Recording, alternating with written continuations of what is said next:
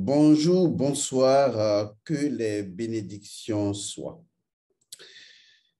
Aujourd'hui, il me plaît donc de partager avec vous dans cette capsule quelque chose d'essentiel. Ce quelque chose, c'est naturellement le rôle ou l'apport de l'énergie sexuelle dans la spiritualité. Je voudrais, avant d'entamer le sujet de cette capsule, cette thématique, dire quelque chose que je trouve également importante. Lorsque j'ai fait la dernière vidéo, il y a beaucoup de personnes qui m'ont fait signe, surtout des personnes qui font partie de la psychologie, qui ont souhaité naturellement comprendre mieux un certain nombre de choses en relation avec l'approche occidentale de la psychologie et l'approche africaine de la psychologie.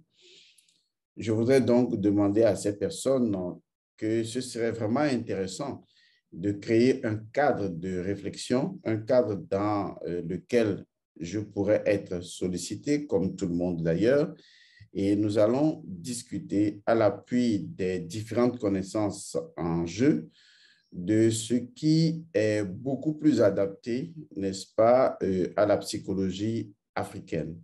Je pense que c'est tout ce que je peux faire pour le moment. Je reste disponible et ouvert à cette possibilité-là. Alors, aujourd'hui, j'aimerais donc parler de l'interaction entre l'énergie sexuelle et la spiritualité. Aujourd'hui, si vous regardez bien, vous observez bien, vous verrez que la perte de la spiritualité, disons, conjugue efficacement avec la dépravation, avec l'animalisation de la sexualité. Vous verrez que c'est proportionnel. C'est-à-dire que vous verrez que le niveau de spiritualité aujourd'hui, n'étant pas réellement ce qu'il devrait être, on voit clairement son impact sur la sexualité et naturellement, on voit également l'impact de la sexualité dans la spiritualité. Ce que les gens ne comprennent pas, je vais être très précis et pour quelques minutes seulement.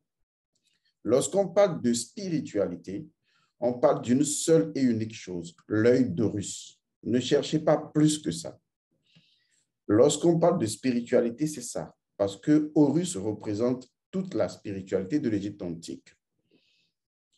Lorsqu'on parle de la sexualité, c'est vrai que dans une certaine mesure, on peut remonter à des cosmogonies de l'Égypte antique, mais on parle évidemment d'un autre dieu qui est très important dans la cosmogonie égyptienne. Il s'agit du dieu sétien, de Seth, qui a toujours été considéré comme une personne de sexualité légère, une personne de mœurs légères, une personne d'impuissance sexuelle, une personne d'infertilité. En fait, on lui a donné tous les ajouts de noms possibles, sans oublier cette personne homosexuelle. Mais au-delà des concepts qui sont occidentalisés aujourd'hui et qui ne contiennent plus leur symbolisme fondamental, au-delà, quand on remonte dans la tradition égyptienne, on voit la vie se dérouler à travers les mythes et légendes. Et on sait que les choses ne peuvent pas être conceptualisées et que la conceptualisation n'est qu'un mode d'expression de quelque chose d'inconceptualisable. C'est la raison pour laquelle il est important de considérer les concepts comme étant des véhicules de quelque chose qui transcende même les concepts, c'est-à-dire le principe premier des choses, la dimension symbolique, la dimension du sacré. Et donc, lorsqu'on parle de spiritualité, on parle de l'œil d'Horus, on parle d'Horus. Et lorsqu'on parle justement de sexualité, comme je le disais tantôt, on parle également des divinités ityphaliques de l'Égypte antique, mais on parle surtout du dieu sétien de Seth. Surtout lorsqu'il s'agit de l'utilisation dépravée de cette sexualité-là. Pourquoi est-ce que je pèse cela? J'ai fait plusieurs vidéos sur la dimension métaphysique égyptienne du mot Hotep, parce que tout le monde raconte Hotep, Hotep, Hotep, et se limite au concept, disons, grécisé de ce mot qui est devenu paix. Mais au fond, il ne s'agit pas d'un mot, il ne s'agit pas d'un concept. Il s'agit, au-delà de ce concept, il s'agit bien sûr de toute une vie. Il s'agit en réalité d'une dimension symbolique, de la pensée symbolique. Il s'agit évidemment de toute une histoire. Et cette histoire tourne autour de la réconciliation entre l'œil d'Horus et les testicules de Seth. Donc, c'est quelque chose de plus profond que ça. C'est pour cette raison que lorsque les Égyptiens invoquaient l'œil d'Horus, ils invoquaient également, à côté de l'œil d'Horus, les testicules de Seth. Ceci est tout à fait obligatoire parce que l'un sans l'autre n'apporterait jamais la paix. Il faut que l'œil d'Horus et les testicules de Seth soient invités pour créer Hotep. Mais pourquoi est-ce que, justement, on invoquait les testicules de Seth? Parce que, justement, lorsque le sexe est utilisé dans la contre-nature de la spiritualité, il pose un problème, le problème de déséquilibre, c'est-à-dire de ce qui n'est pas mat, de ce qui est contre nature, c'est-à-dire ce qui ne correspond pas à l'ordre naturel, à l'équilibre naturel, à l'harmonie naturelle des choses. Parce que justement, l'énergie première de la spiritualité est l'énergie sexuelle. Je ne parle pas du sexe, qui est une énergie différenciée. Je ne parle pas de l'organe sexuel, qui est juste un instrument. Vous voyez, qui est juste un instrument de diffusion de l'énergie sexuelle différenciée ou non différenciée. Je parle ici de l'énergie sexuelle comme étant une énergie fondamentale, une énergie fondamentalement spirituelle, dont le principe premier doit permettre justement à la sexualité elle-même d'atteindre sa propre spiritualité. Et donc, en réalité, ce qu'il faut retenir, c'est que le sexe, l'énergie sexuelle est là, ou la sexualité, même si vous voulez, est là, tout simplement parce que nous devons la sublimer. Il s'agit donc de sublimation. Parce que si vous ne sublimez pas l'énergie sexuelle, vous ne pouvez pas lui permettre de pouvoir véhiculer sa dimension spirituelle qui, en réalité, est une dimension de l'œil d'Horus.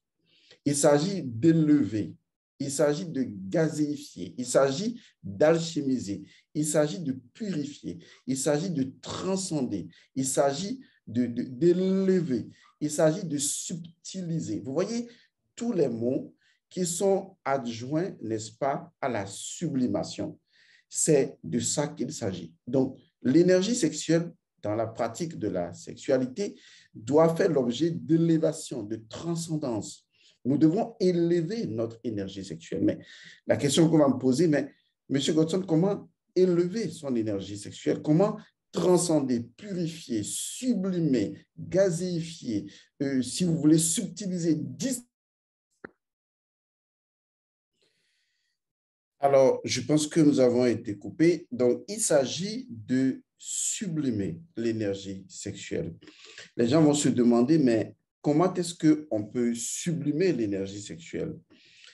Vous savez, l'être humain est un pont entre le visible et l'invisible, entre le grossier et le subtil.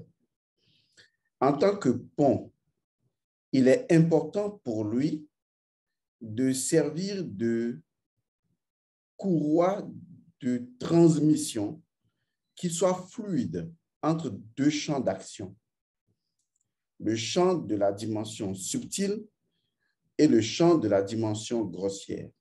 Et quand on se réfère à la table d'émeraude, il est tout simplement celui-là, le déner, qui représente la capacité de de subtiliser le grossier et de rendre grossier le subtil.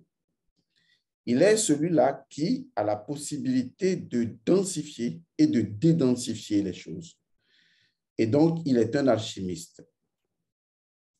Lorsqu'il pratique la sexualité, il est en relation avec une énergie que l'Apocalypse appelle le dragon, le fameux nombre de l'homme 666.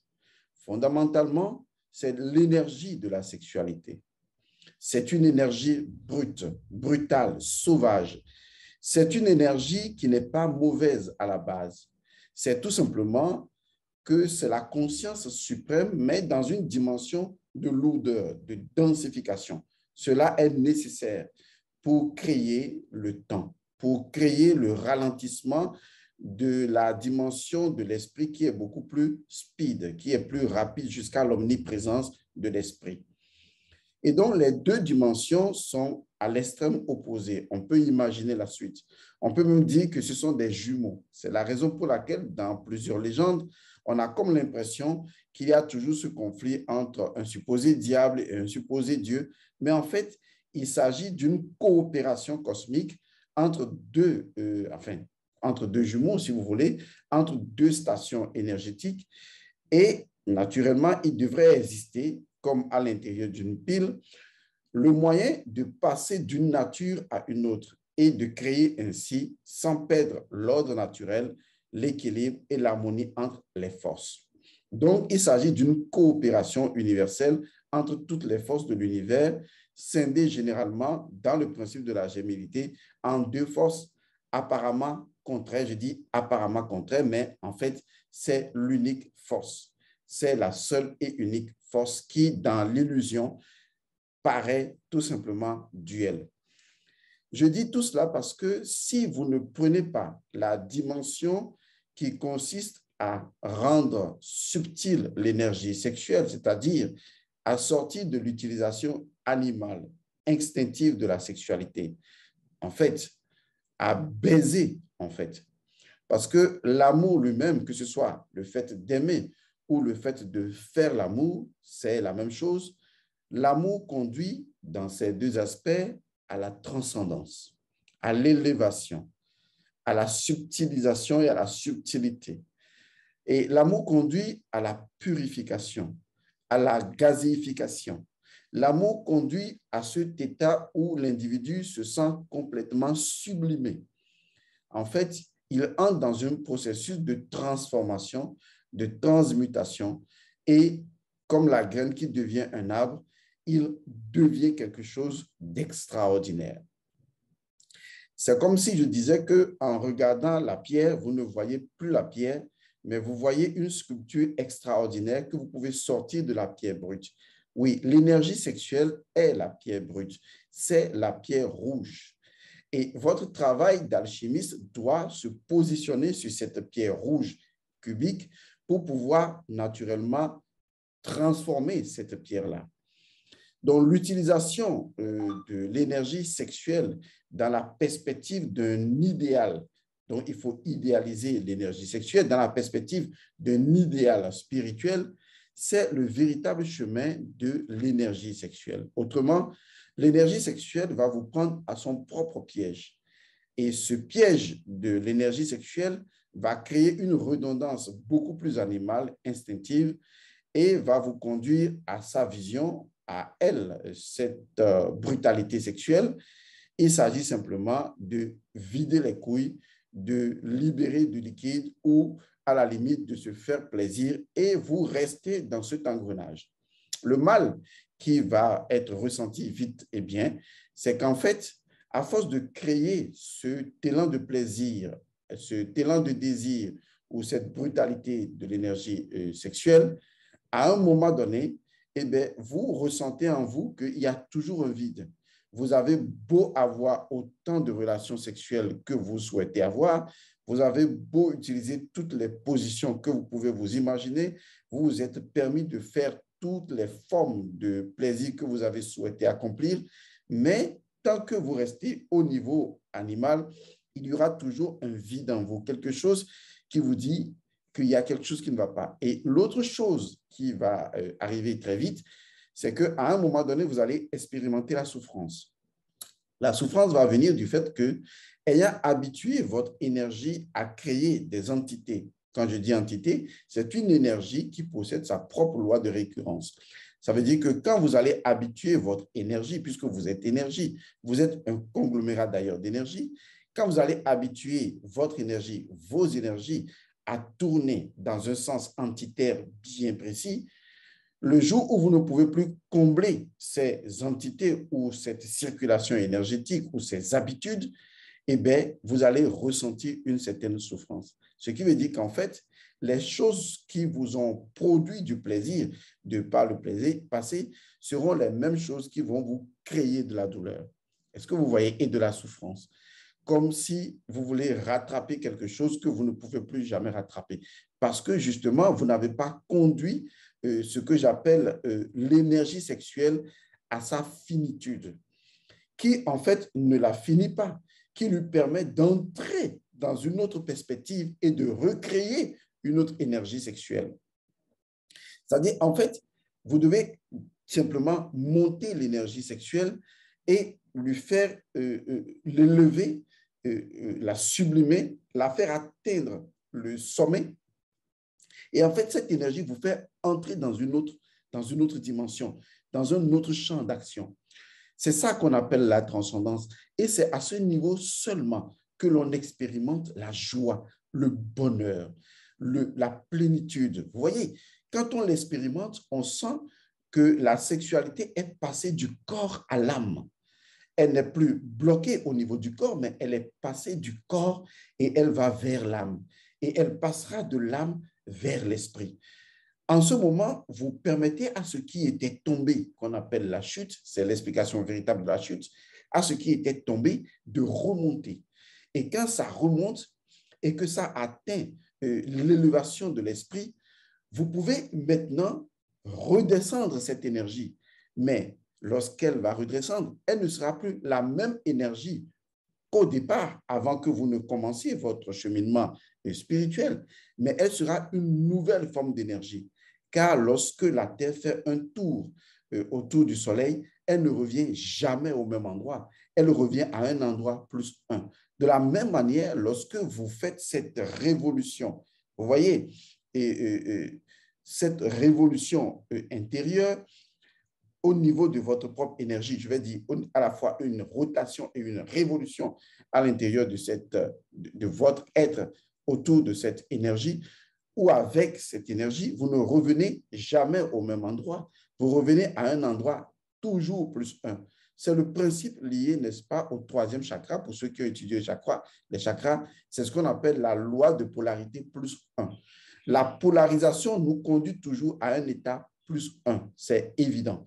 Vous ne serez, en fait, même quand vous quittez, et je vais le dire de façon terre à terre, lorsque vous quittez votre maison pour aller au boulot et vous revenez à la maison, vous avez comme l'impression d'être revenu au même endroit. Oui, c'est une impression, c'est ce que le mental vous fait croire, c'est faux. Vous n'êtes pas revenu au même endroit.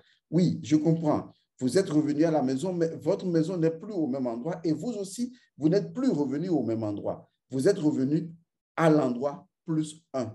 Car l'énergie de départ, avant que vous ne quittiez la maison, ne sera plus jamais la même quand vous allez revenir à la maison. Donc, la loi de polarité plus un, qui est la loi de l'évolution, qui montre que les choses ont toujours plus un, plus un, plus un, est une loi fondamentale de l'addition spirituelle.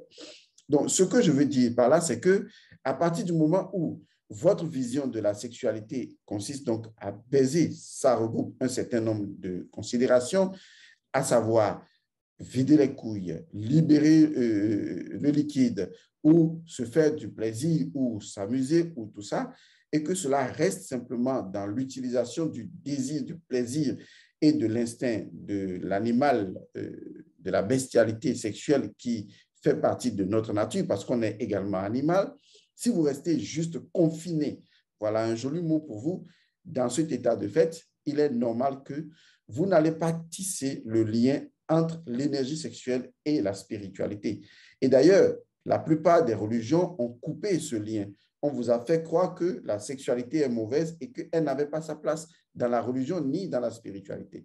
Et pourtant, Dieu est fortement sexuel. Je vous assure, Dieu est fortement sexuel. On ne peut pas différencier Dieu de la sexualité. Dieu est sexuel. Et donc, le fait de vouloir séparer la sexualité et la religion, ou même la spiritualité, même si la spiritualité n'est pas la religion, est une pure gageure, c'est une véritable erreur. Et à partir de ce moment, les gens ne savent plus à quoi leur énergie sexuelle doit être accrochée. Et quelle est la finalité de cette énergie sexuelle, puisque l'énergie sexuelle elle-même, telle qu'on vous l'a enseignée, ne possède pas sa dimension de transcendance qui est naturellement l'œil de Horus, c'est-à-dire la spiritualité.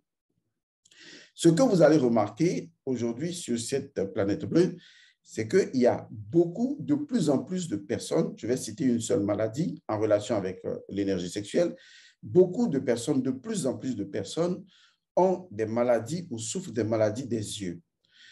En fait, on vous dira que c'est tout à fait normal, c'est lié donc à des maladies ou même à vos gènes, ou etc. Je vais vous dire une chose. Les maladies des yeux proviennent fondamentalement de l'énergie sexuelle. C'est ce que j'essaie de vous expliquer depuis longtemps. Il n'y a pas de différence entre les testicules de Seth et l'œil d'Horus, parce que les deux interagissent.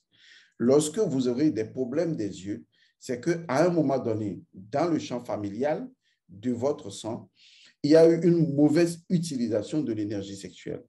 Parce que, en fait, l'énergie sexuelle, dans sa finalité, c'est d'ouvrir l'œil spirituel. Or, l'œil spirituel est cet œil qui donne la possibilité des deux yeux.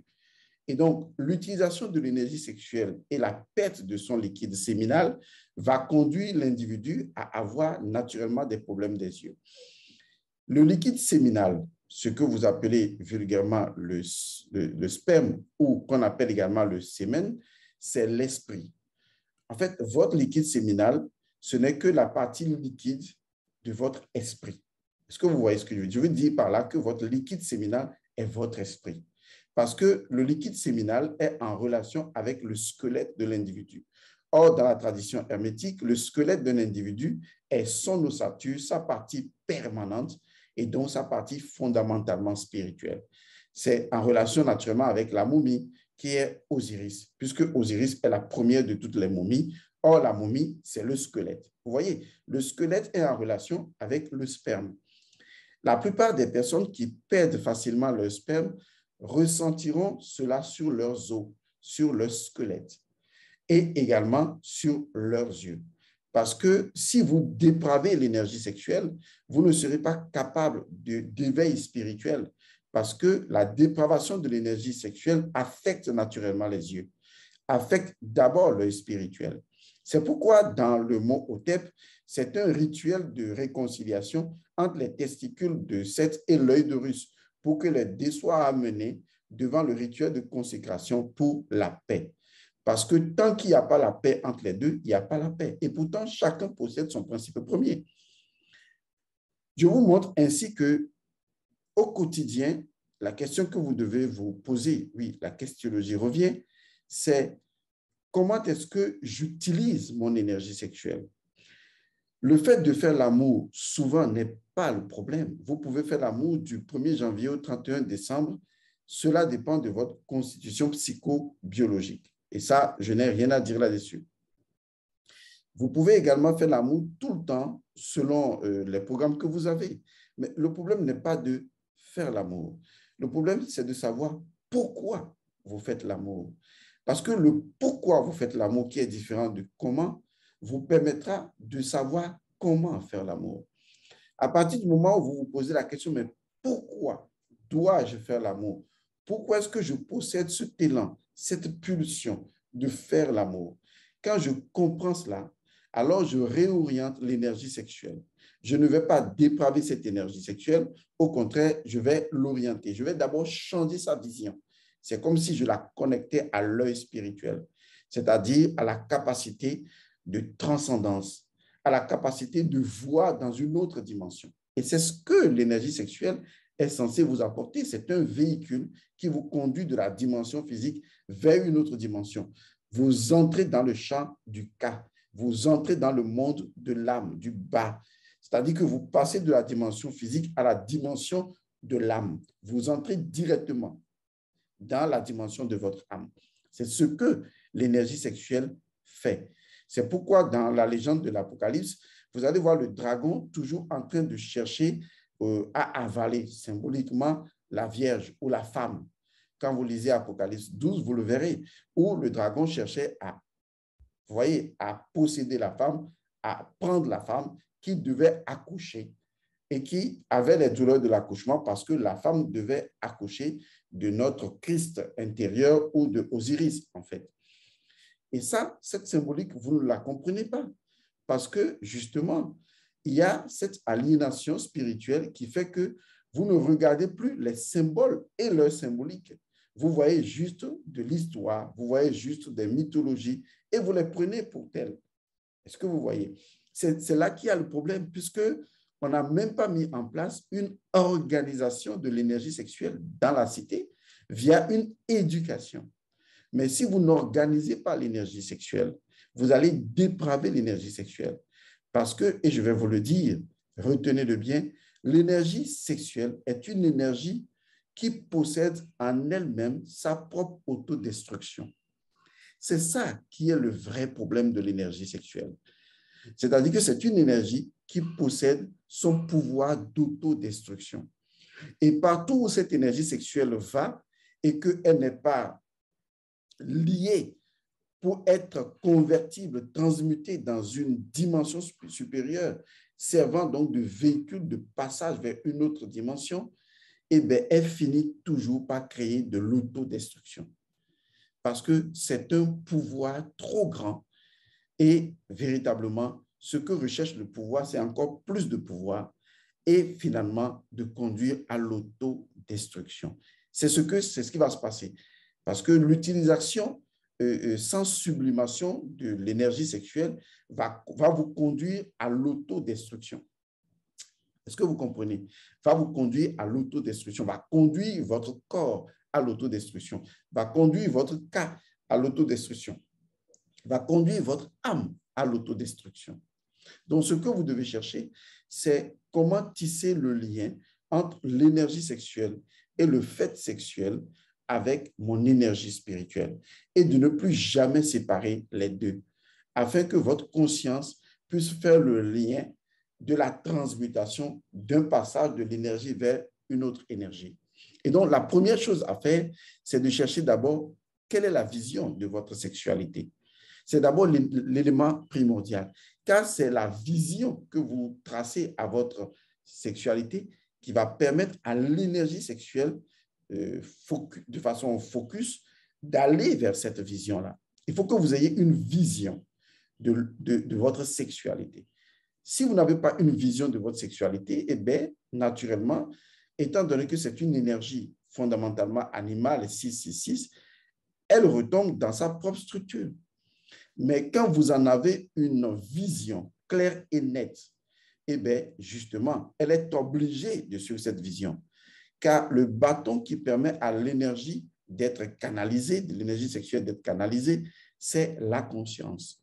Et quand votre conscience se détermine une vision claire et nette de ce que la sexualité et l'énergie sexuelle sont censées faire, eh bien, à partir de ce moment, l'énergie sexuelle n'a plus le choix, elle suit ce carnaval-là.